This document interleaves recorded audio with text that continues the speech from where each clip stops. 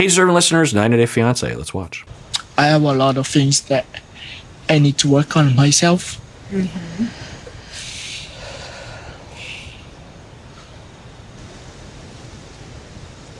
I know what I did is really bad. And I feel like the reason why we're here is because of me. So, Kalani's sister was saying, I really hope that he doesn't just cry in session and trick the therapist into pitying him and feeling bad for him and believing him, because the sister was saying, I know it's all fake, and it's just an act that he puts on. And yeah, it's possible, given all the memories in my Rolodex of memories of this couple, there was some pretty concerning behavior from him. So, it's possible. But I'm wondering, I'll add to the hypothesis list, we saw some pretty severe behavior from the mom and the sister.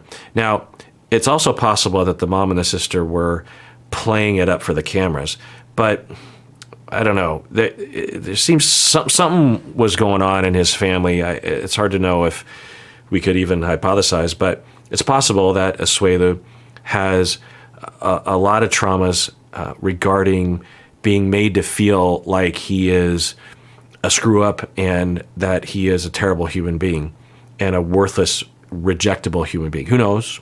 But when you have those experiences, you can develop a schema. Some of you might experience people like this or might even be like this. And I don't know if this is him, but it's worth introducing this as a possibility for humans, that there are, according to schema therapy, there are three main categories to coping with that. And what they're coping with is this very firm belief that they are a complete screw up, that they are innately bad and incompetent and bound to screw things up royally, because when they were young, they might have, spilt milk or something at the dinner table, and the parents just came down hard and were constantly like, oh, there you go again, always screw, instead of just cleaning up the milk and recognizing that kids make mistakes.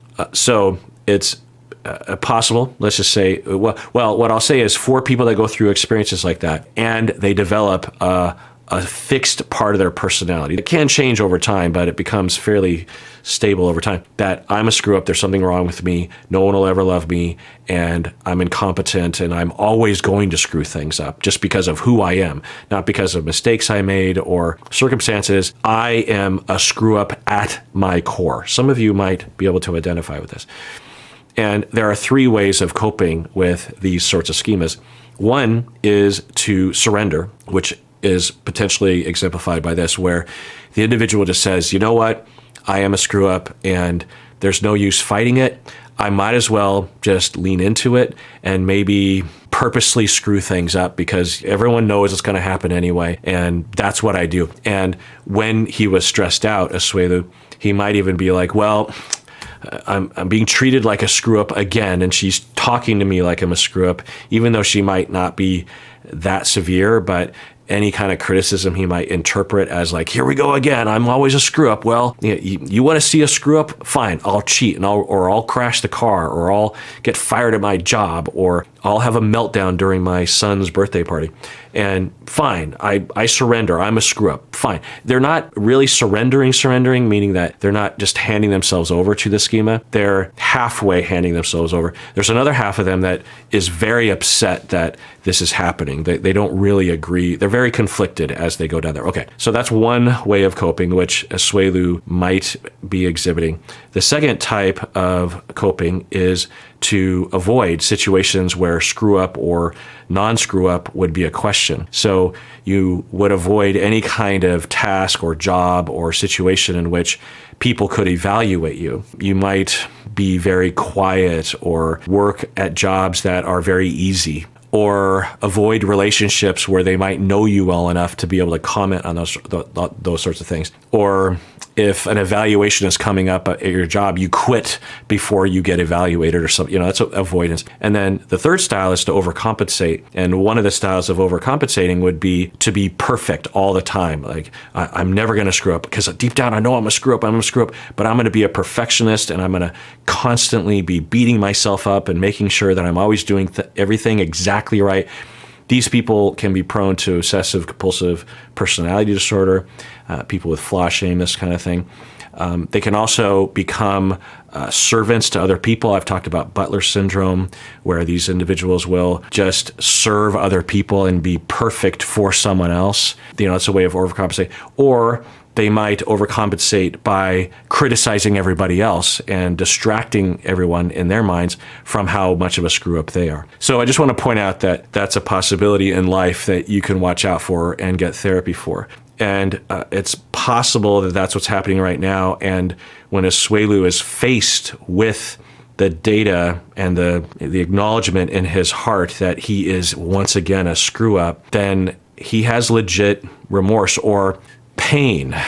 And that might be even part of the problem, is that, because given the schema, when he recognizes that he screws up, again, he might be kind of conflicted. It's like, well, yeah, I'm a screw up, but there's a part of him that's like, no, I'm not a screw up. That's not being expressed right now. But the tears might be that old trauma of the little boy that's being chastised for spilling the milk. It's like, I'm sorry, I'm a screw up. Instead of a mature sort of crying where you just feel remorse for the other person. You know that you made decisions that caused pain for your wife, and you feel bad for her, especially because you were the one that did. I think it's possible that it's that first sort of crying, and the sister, when she's looking for that second kind of crying, and when she doesn't get that second kind of crying, she thinks the crying is fake. But it could be this other kind of childish mode crying that he goes into of like, I'm a screw up, I've spilt milk. If it's possible that that is his experience, but it's also possible that he's a psychopathic person that doesn't care and he's just tricking everyone right now. That's possible.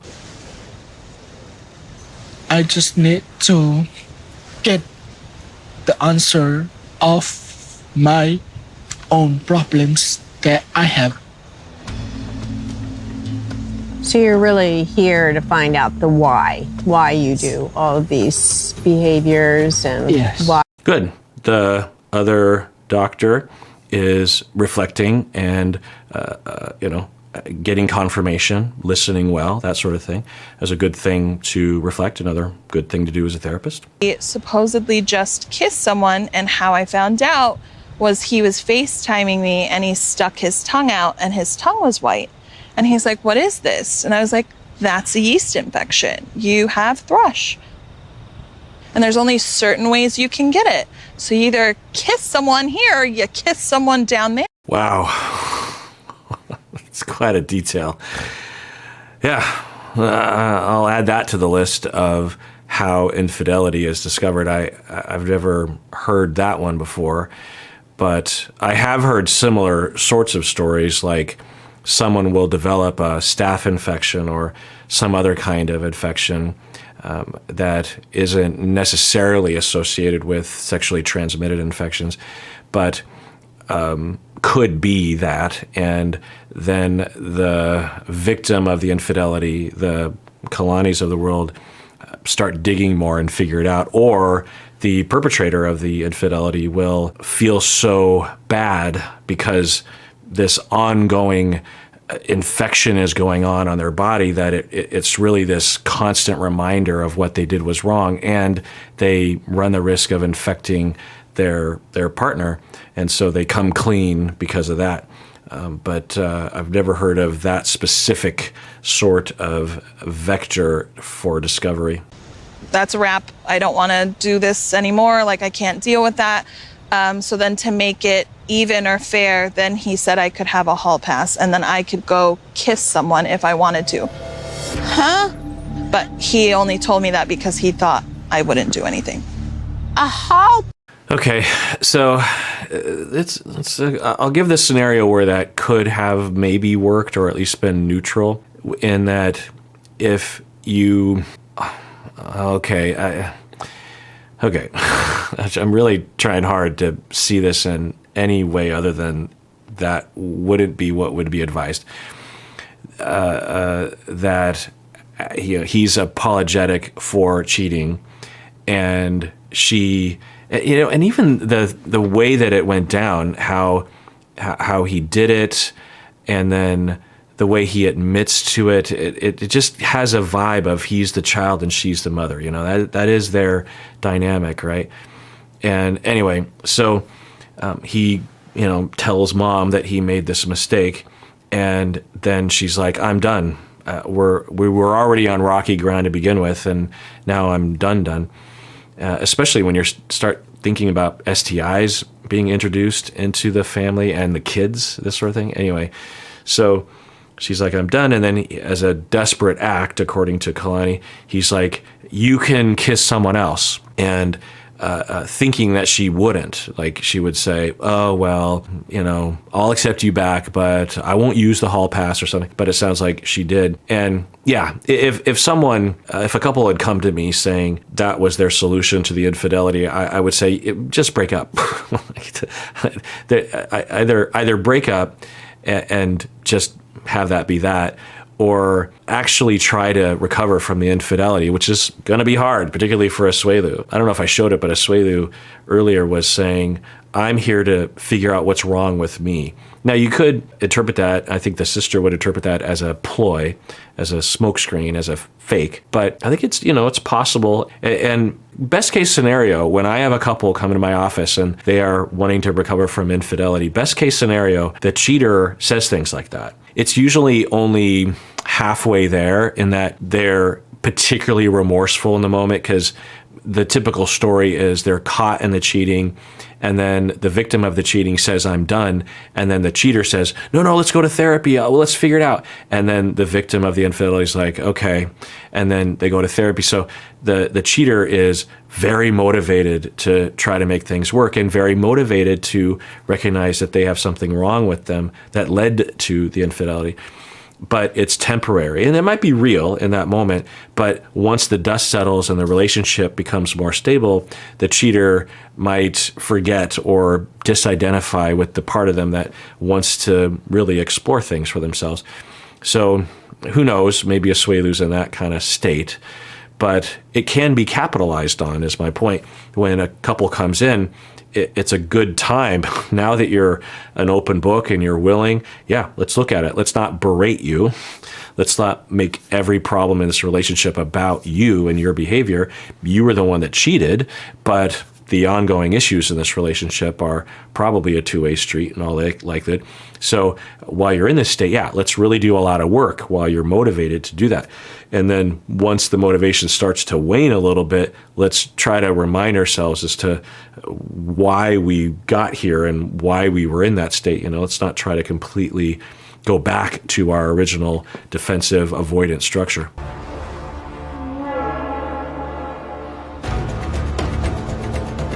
Kalani, did you take the hall pass?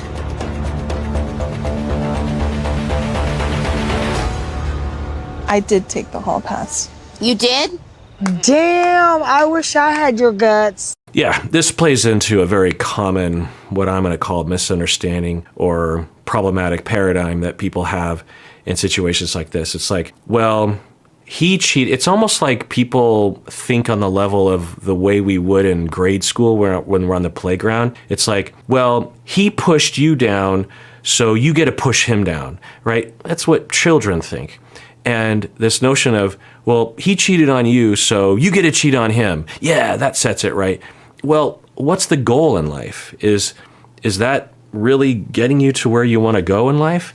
Or are you actually wanting to figure out whether or not you should be in this relationship? Or if you want to be in the relationship and you want to recover, is this in service of that? And, maybe it could be. I will allow for that possibility that maybe, I don't know. Well, it's all about the effect it actually had. So maybe this would wake Asuelu up. maybe this is what caused Asuelu to really realize maybe there is something wrong with me, and I need to figure out what's going on there. And that the only way that happened is because she did cheat, and he's like, whoa, I know how that feels now, and oh my God, I've been doing that to you. Yeah, it's possible. I guess we'll just have to see what kind of overall effect it. But, the other thing that could happen, I think more likely, is that the shred of love and affection that they would have together in a relationship, if they're both doing things with other people, it could quickly erode the goodwill and the affection and the dedication to each other, right? So, I don't know. I guess since Asuelu is really dedicated to changing, at least on the surface, it's possible that it might have helped. Yeah. All right, well, that does it for that episode. Everyone, please take care of yourself because you deserve it. You really, really do.